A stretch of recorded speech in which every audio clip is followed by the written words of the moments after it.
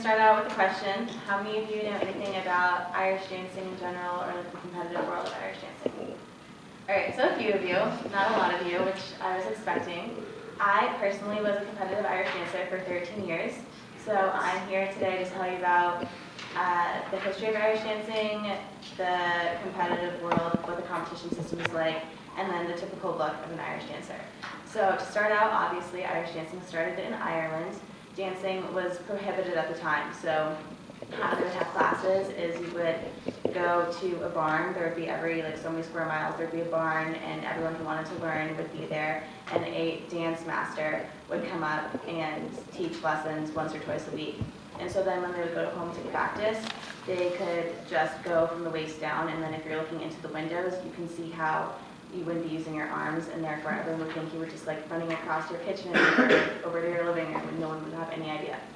So when Irish dancing and dance in general was not prohibited anymore, it turned to be very competitive. So I'm now going to explain what the competition system is like. It's kind of complicated. So basically you start out, you sign up at school, and your teacher will teach you some steps, and then you can sign up for what's called like a feis, which is like a local competition, and they're all over. So basically there are 6 levels.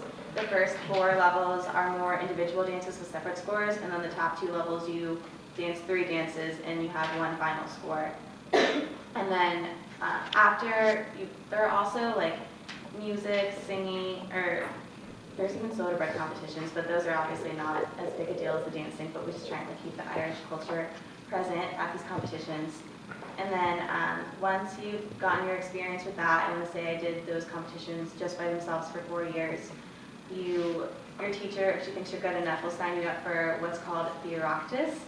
They say if you can't spell it that you shouldn't be there. But basically, it's a regional competition. My region was the southern region. It was 13 states in Mexico.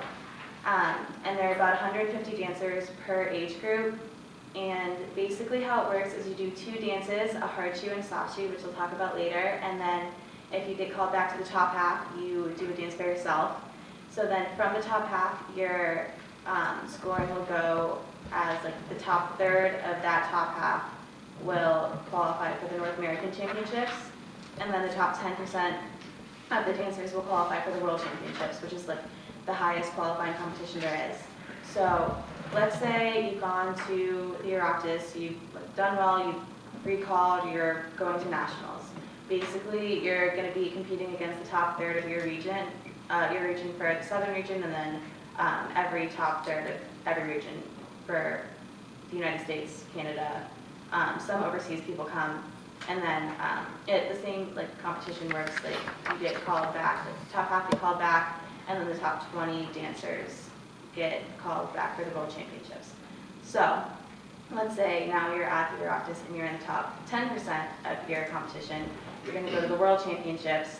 The top 10% of every region in the world is going to be there. You're going to have about 150 girls in our competition again. Obviously, the competition is way harder. And so the top third get called back for their final round as opposed to the top half.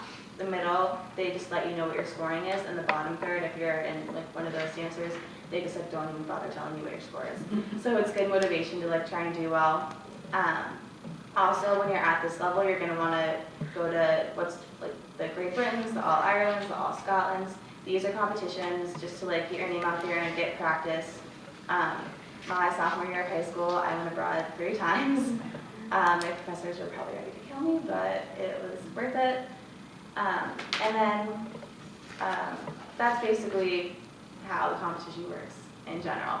But does anyone know what the typical look of an Irish dancer is when you're competing? Celts. Yeah. Yeah, there's no Celts. Scottish.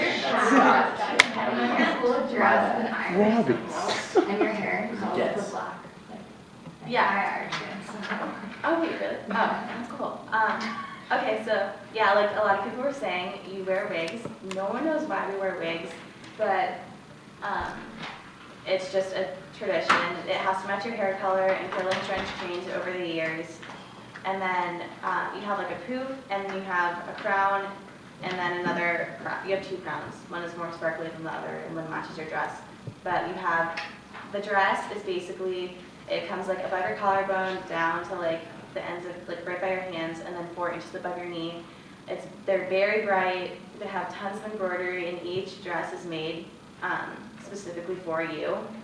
So I want to say one of my dresses one time, just from like here to here, had 2,000 rhinestones on it. Dresses typically run about $2,000, and you use them for like a year or two, and then you sell them so you can at least like put the money towards your next dress. But you want to be able to stand out because you're dancing with another girl on stage, so you want to like make sure that you look better than she does. You want the judges to like notice you. So, and then also we got big tanner, so our muscles can like look more defined. Also, like I was talking about for the shoes, you have a hard shoe and a soft shoe. The hard shoe is a lot like a tap shoe, but the tips have fiberglass tips and the heels are plastic, so the judges can tell if you're on your heels and they'll mark you off. And then the soft shoe is a lot like the ballet of Irish dance, and you have a lot more like jumps. They're black shoes and you lace them up, and you have white poodle socks that come like about halfway up your calf. They're textured and you also put speckles on those. So that's basically the look of an Irish dancer.